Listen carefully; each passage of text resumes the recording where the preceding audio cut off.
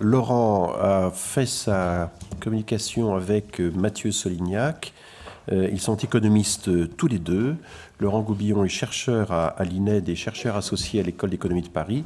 Et Mathieu Solignac est au département d'économie de Sciences Po. Laurent, okay, donc, tout est prêt? Eh bien, vas-y. Ça n'a pas l'air de fonctionner correctement. Mais... Bon, je vais commencer. Ça marche. Ah, voilà. Ça y est. Ok, donc moi je vais vous parler de l'accès à la propriété des immigrés en France et notamment de l'importance d'utiliser des données longitudinales pour les suivre sur longue période. Donc c'est ce que mentionnait François Héran en introduction. J'utiliserai un support diapo parce donc je suis économiste et on a l'habitude d'en utiliser, et notamment aussi parce que donc j'ai un certain nombre de graphiques et quelques chiffres à vous proposer. Donc on peut partir du constat qu'il y a des différences de propriétaires entre natifs et immigrés qui sont importantes dans de nombreux pays. Beaucoup d'études ont été effectuées sur les États-Unis où on a une différence de l'ordre de 20 points. Il y a beaucoup moins d'études sur la France, mais il existe des différences relativement importantes. Et par exemple, en 1999, qui est la dernière année des données que je vais vous présenter tout à l'heure, la différence est quand même de 13,5 points. D'accord ? Il faut savoir qu'il y a de l'hétérogénéité entre groupes d'immigrés. Et si on s'intéresse plus particulièrement aux Maghrébins, la différence de taux de propriétaires avec les natifs, c'est quand même de l'ordre de 30 points, même récemment. D'accord ? Donc les différences sont très importantes. C'est une préoccupation aux États-Unis, dans de nombreux pays européens.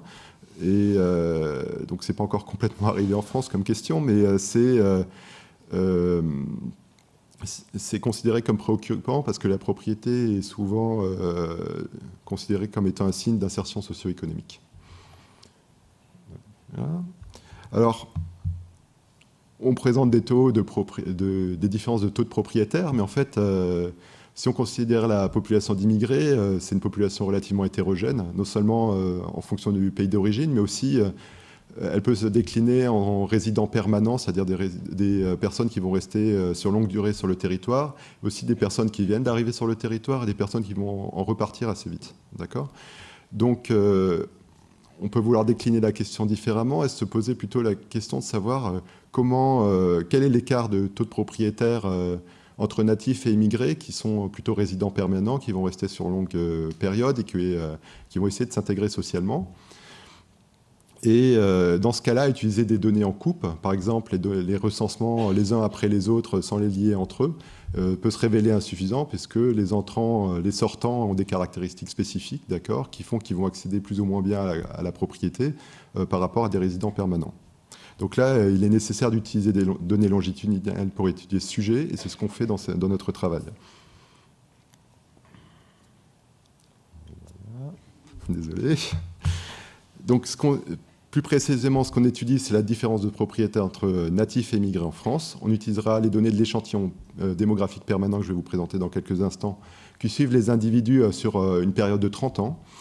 On étudiera plus particulièrement comment le taux de propriétaire des immigrés est affecté par les entrées et les sorties du territoire, et aussi comment l'écart de taux de propriétaire entre natifs et immigrés résidents permanents est influencé par des différences de caractéristiques des deux types de populations, et aussi des différences de localisation, à savoir sur des marchés où le taux de propriété général est différent parce que les marchés sont différents.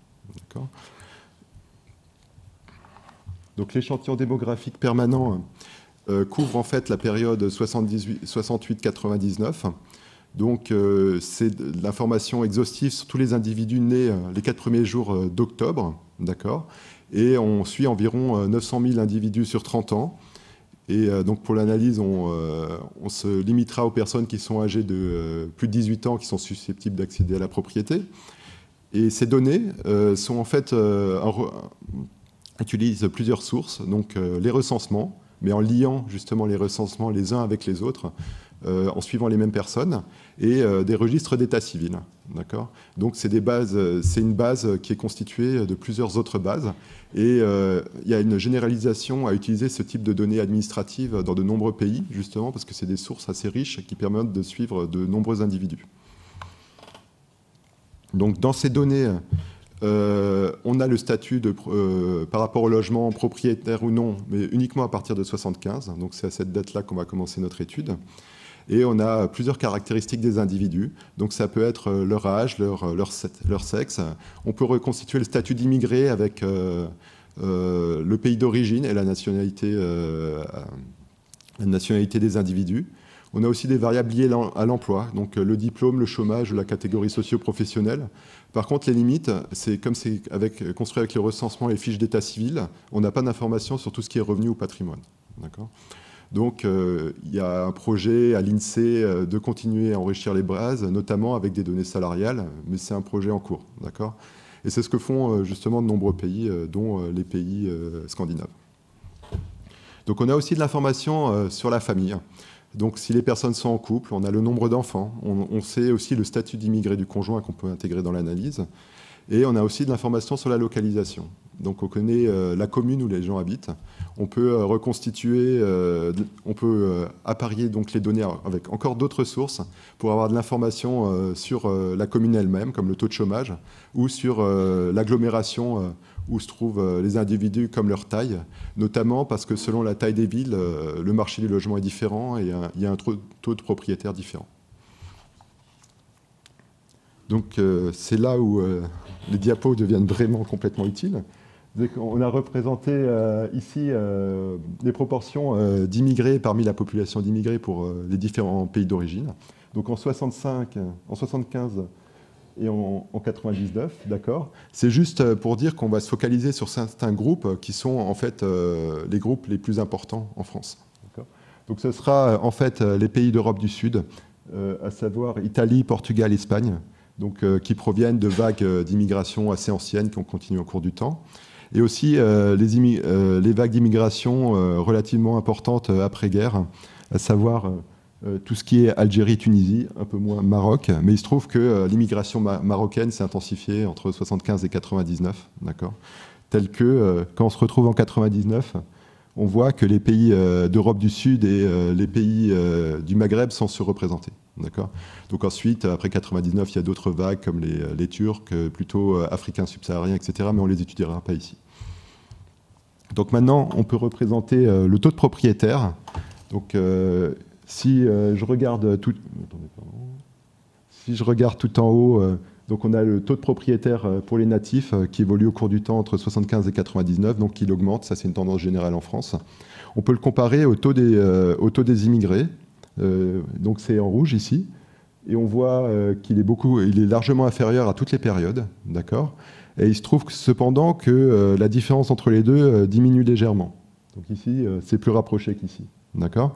Sauf qu'il y a une grande, c'est très léger, hein, c'est 1,4 points, d'accord. Donc c'est très très faible. Il y a de l'hétérogénéité entre les groupes, notamment si on regarde les Européens du Sud ou les Africains, donc les Maghrébins, Africains du Nord.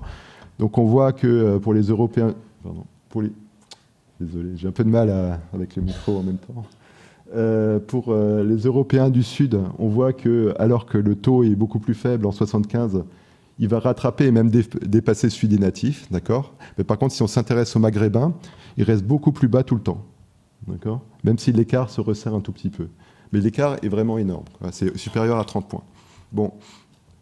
Cependant, dans cette population, on a les résidents permanents, ceux qui vont entrer, ceux qui vont repartir, d'accord, qui ont des stratégies résidentielles différentes, soit essayer de rester sur le territoire, soit passer sur le territoire, y travailler et repartir. Donc, voilà, donc on peut s'intéresser plus particulièrement aux résidents permanents. Donc ça va être les personnes, chez nous, on va les définir comme les personnes qui sont présentes entre 75 et 99. Voilà, et on voit que les courbes sont vraiment très différentes. En fait, il y a plusieurs phénomènes. Tout d'abord, l'écart entre natifs et immigrés est beaucoup plus faible, d'accord. Sauf qu'il augmente au cours du temps, d'accord. Donc, selon les populations qu'on étudie, on trouve des choses complètement différentes, d'accord. Donc, il faut vraiment faire attention dans ce type d'études à prendre en compte l'hétérogénéité entre les groupes d'individus. Donc, si on regarde ensuite les Européens du Sud, les courbes sont confondues donc avec les natifs, d'accord. Donc, c'est à peu près le même processus d'accès à la propriété. Et par contre, si on regarde les Maghrébins, alors là, l'écart est toujours très important et il augmente encore plus. L'écart est énorme en 99, d'accord. Donc on ne peut pas dire que ça s'améliore au cours du temps pour les gens qui arrivent sur le territoire. Voilà. Donc on peut regarder justement de façon différenciée entre les résidents permanents, les sortants et les entrants. Donc c'est ce qu'on a fait ici, avec les ES et les Européens du Sud. Donc ici, ceux qui restent ont des taux de propriété très supérieurs aux entrants, ici, et aux sortants.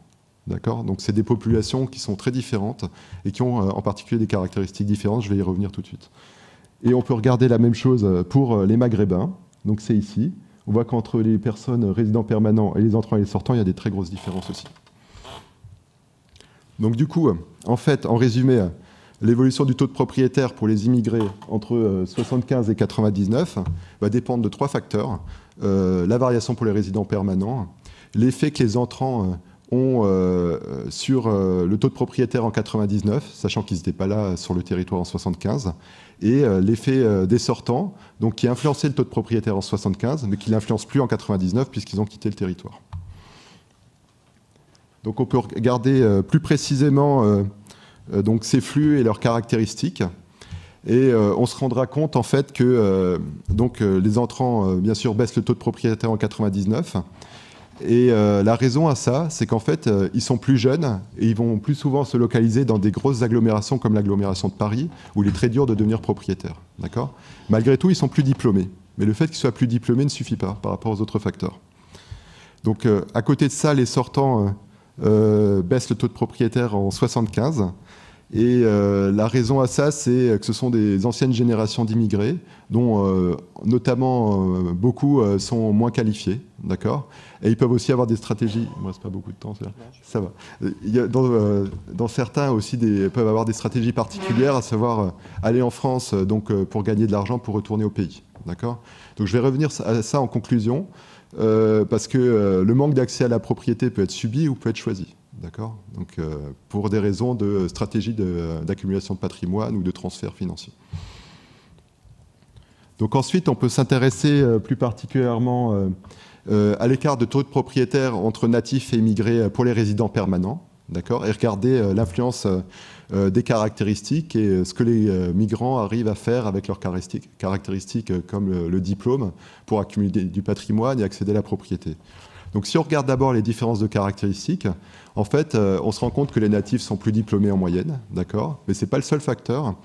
Ils sont aussi dans des agglomérations plus petites, d'accord ? Donc là, il y a une influence de la localisation sur l'accès à la propriété.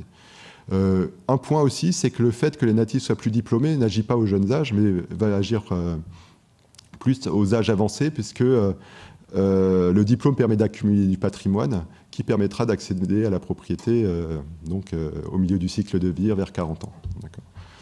Il y a une autre chose à dire, c'est que les natifs et les immigrés ne vont pas forcément arriver à valoriser de la même façon donc leurs atouts. Par exemple, des natifs diplômés ayant des hauts diplômes arriveront mieux à valoriser leurs diplômes sur le marché du travail que les immigrés. D'accord ? Donc voilà, donc ça c'est un résumé de nos résultats, je ne vous montre pas tous les chiffres, en fait il y a des modèles statistiques derrière. Je précise quand même, c'est plus détaillé dans l'article qui va avec. Donc maintenant on s'est intéressé à l'écart en coupe, on va dire, entre natifs et immigrés. On peut s'intéresser plus particulièrement à l'évolution. Et donc comme je disais, pour les résidents permanents, l'écart a augmenté, d'accord, entre natifs et immigrés, on peut se demander pourquoi. Une raison qui est très importante, c'est qu'il y a donc en 75, comme on suit des individus, ces individus-là ont des diplômes différents, sachant que les immigrés sont peu diplômés, d'accord ? Moins diplômés en tout cas que les natifs. Et au cours du temps, les natifs vont accumuler du patrimoine dans une plus grande mesure que les immigrés, et ça va créer des différences de taux de propriété, puisque les natifs vont plus facilement réussir à accéder à la propriété. D'accord ? Donc ça, c'est le premier facteur. Il y en a un deuxième, c'est on peut se demander si, avec le temps, les immigrés vont mieux réussir à valoriser leurs caractéristiques, parce que, par exemple, ils apprennent la langue, et ils arrivent à obtenir de l'information, justement, sur le fonctionnement du marché du travail, du marché du logement, etc. Et ça, s'ils arrivent à mieux valoriser leurs caractéristiques, ça pourrait contrebalancer l'effet des différences de capital humain, donc de diplôme, au début du cycle de vie. D'accord ? Et il se trouve en fait qu'on peut observer qu'en moyenne, des immigrés arrivent mieux à valoriser leurs caractéristiques, mais ça ne suffit pas à compenser les différences initiales de diplôme. D'accord ? Un point important, c'est qu'il y a quand même une grosse hétérogénéité entre groupes, et notamment les Européens du Sud vont largement réussir à mieux améliorer leurs caractéristiques, dont le diplôme, avec le temps. Et par contre, l'évolution sera défavorable pour les Maghrébins. D'accord ? Alors, ce qu'on ne montre pas dans l'étude, mais je vais revenir en conclusion, c'est les raisons à ça. D'accord ? Et ça, ce sera les pistes de recherche. Donc, il m'en reste une ou deux, rapidement. Donc, juste une diapo pour vous montrer que être propriétaire, ce n'est pas la même chose pour des natifs et des immigrés. Donc là, on a calculé des statistiques descriptives sur le taux de chômage communal. Et ce qu'on voit, c'est que pour des propriétaires natifs, le taux de chômage dans la commune où les gens sont propriétaires, c'est 10%. Pour les Maghrébins, ça peut être 14%. D'accord ? Donc l'insertion spatiale n'est pas la même. D'accord ? Donc comparer le taux de propriétaire ne suffit pas. Voilà. Donc je n'irai pas plus loin dans cette direction, mais on pourrait continuer là-dessus. D'accord ? Caractériser plus la commune, ou même l'agglomération où les gens se trouvent. Donc en résumé, on a un écart de taux de propriété important entre natifs et immigrés. Si on prend les populations dans leur ensemble, l'écart décroît, mais il y a une influence des renouvellements de population d'immigrés. D'accord ? Et si on s'intéresse plutôt aux résidents permanents, en fait, l'écart croît. Voilà. Il y a une grosse hétérogénéité entre groupes, avec un écart nul, donc c'était le graphique que je vous montrais avant. Pour les Européens du Sud, un écart important et croissant pour les Maghrébins. Et ensuite, l'insertion spatiale peut être différente pour les natifs et les immigrés. Alors maintenant, les pistes de recherche. Ce à quoi on arrive à la fin de l'étude, c'est qu'il y a un écart de taux de propriétaire entre natifs et immigrés, même si on considère des personnes qui ont des mêmes caractéristiques. D'accord ? Donc on peut se demander pourquoi il reste un écart. Voilà. Et donc là, c'est les pistes de recherche, parce qu'on ne sait pas encore très bien d'où provient cet écart et l'importance respective des facteurs. Et il y a deux types de facteurs. C'est tout ce qui est subi. Donc ça va être tout ce qui est discrimination sur le marché du travail et sur le marché du logement. Donc discrimination sur le marché du travail, c'est que les immigrés sont susceptibles de ne pas réussir à obtenir des postes rémunérateurs qui leur permettront d'accumuler du patrimoine, qui leur permettront d'accéder à la propriété. Et sur le marché du logement, ça peut aussi être que les agences immobilières ne vont pas montrer certains types de logements en propriété aux immigrés, peut-être par exemple des logements accessibles en termes financiers.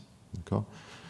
Voilà. Et donc il y a d'autres choses qui sont subies, c'est le manque d'information des immigrés sur le marché du crédit et sur le marché de l'immobilier, notamment lorsqu'ils arrivent dans le pays d'accueil. Et enfin, par contre, il